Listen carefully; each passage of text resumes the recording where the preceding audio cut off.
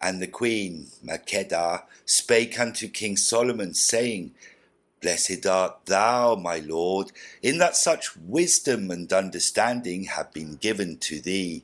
For myself, I only wish that I could be as one of the least of thine handmaidens, so that I could wash thy feet, and hearken to thy wisdom, and apprehend thy understanding, and serve thy majesty, and enjoy thy wisdom. Oh, how greatly have pleased me thy answering, and the sweetness of thy voice, and the beauty of thy going, and the graciousness of thy words, and the readiness thereof. The sweetness of thy voice maketh the heart to rejoice, and maketh the bones fat, and giveth courage to hearts, and goodwill and grace to the lips, and strength to the gait. I look upon thee, and I see that thy wisdom is immeasurable, and thine understanding inexhaustible, and that it is like unto a lamp in the darkness, and like unto a pomegranate in the garden, and like unto a pearl in the sea, and like unto the morning star among the stars, and like unto the light of the moon in the mist, and like unto a glorious dawn and sunrise in the heavens. And I give thanks unto him that brought me hither, and showed thee to me, and made me to tread upon the threshold of thy gate, and made me to hear thy voice.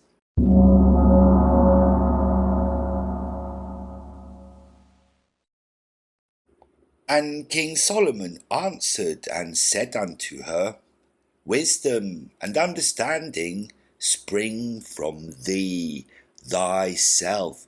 As for me, I only possess them in the measure in which the God of Israel hath given them to me, because I asked and entreated them from him.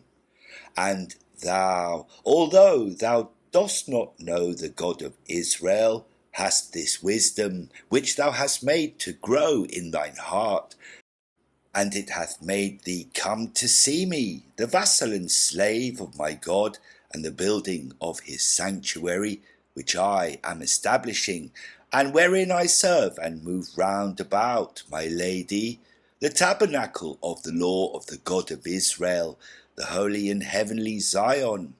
Now I am the slave of my God, and I am not a free man. I do not serve according to my own will, but according to his will. And this speech of mine springeth not from myself, but I give utterance only to what he maketh me to utter. Whatsoever he commandeth me, that I do. Wheresoever he wisheth me to go, thither I go. Whatsoever he teacheth me, that I speak. That concerning which he giveth me wisdom, I understand. For from being only dust, he hath made me flesh, and from being only water, he hath made me a solid man, and from being only an ejected drop, which shot forth upon the ground, would have dried up on the surface of the earth, he hath fashioned me in his own likeness, and hath made me in his own image. And as Solomon was talking in this wise with the queen, he saw a certain labourer carrying a stone upon his head, and a skin of water upon his neck and shoulders, and his food and sandals were tied about his loins, and there were pieces of wood in his hands. His garments were ragged and tattered. The sweat fell in drops from his face, and water from the skin of water dripped down upon his feet. And the labourer passed before Solomon, and as he was going by, the king said unto him, Stand still. And the labourer stood still. And the king turned to the queen, and said unto her, Look at this man. Wherein am I superior to this man? And in what am I better than this man? And wherein shall I glory over this man? For I am a man, and dust and ashes, who tomorrow will become worms and corruption, and yet at this moment I appear like one who will never die. Who would make any complaint against God, if he were to give unto this man as he hath given to me, and if he were to make me even as this man is? Are we not both of us beings, that is to say, men?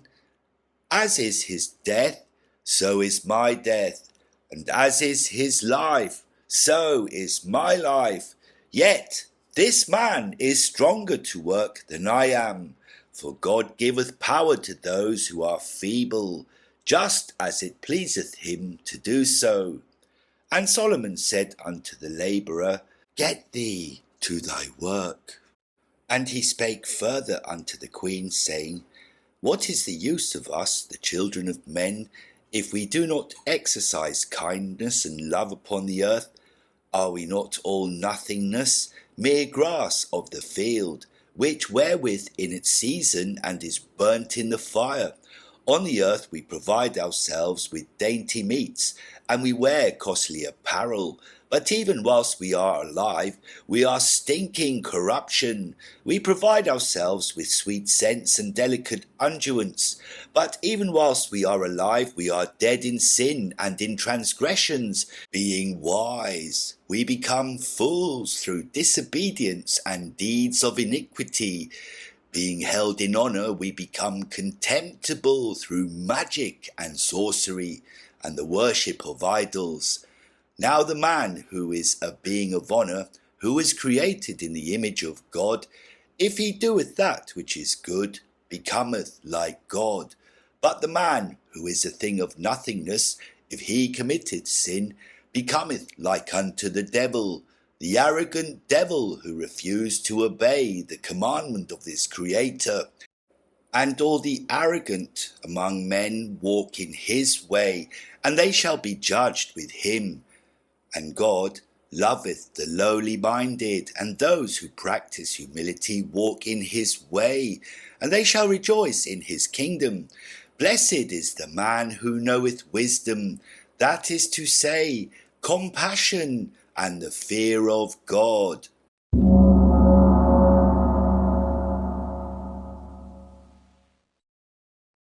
And when the queen heard this, she said, How thy voice doth please me, and how greatly do thy words and the utterance of thy mouth delight me. Tell me now, whom is it right for me to worship? We worship the Son according as our fathers have taught us to do, because we say that the Son is the King of the gods. And there are others among our subjects who worship other things. Some worship stones, and some worship wood, trees, and some worship carved figures, and some worship images of gold and silver. And we worship the Son, for he cooketh our food, and moreover he illumineth the darkness and removeth fear. We call him our King, and we call him our Creator, and we worship him as our God. For no man hath told us that besides him there is another God. But we have heard that there is with you, Israel, another God, whom we do not know. And men have told us that he hath sent down to you from heaven a tabernacle, and hath given unto you a tablet of the ordering of the angels, by the hand of Moses the prophet. This also we have heard, that he himself cometh down to you, and talketh to you, and informeth you concerning his ordinances and commandments.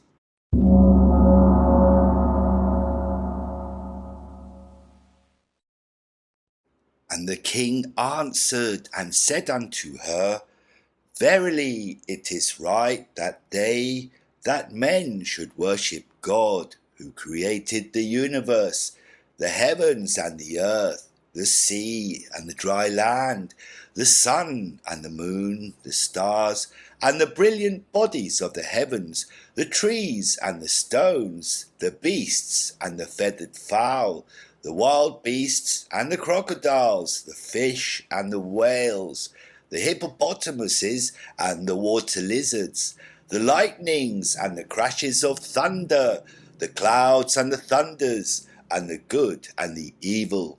It is meet that him alone we should worship in fear and trembling, with joy and with gladness, for he is the Lord of the universe, the creator of angels and men. And it is he who killeth and maketh to live. It is he who inflicteth punishment and showeth compassion, who raiseth up from the ground him that is in misery, who exalted the poor from the dust, who maketh to be sorrowful, and who maketh to rejoice, who raiseth up, and who bringeth down. No one can chide him, for he is the Lord of the universe, and there is no one who can say unto him, What hast thou done? And unto him it is meet that there should be praise and thanksgiving from angels and men. And as concerning what thou sayest, that he hath given unto you the tabernacle of the law, verily there hath been given unto us the tabernacle of the God of Israel, which was created before all creation by his glorious counsel, and he hath made to come down to us his commandments, done into writing, so that we may know his decree and the judgment that he hath ordained in the mountain of his holiness.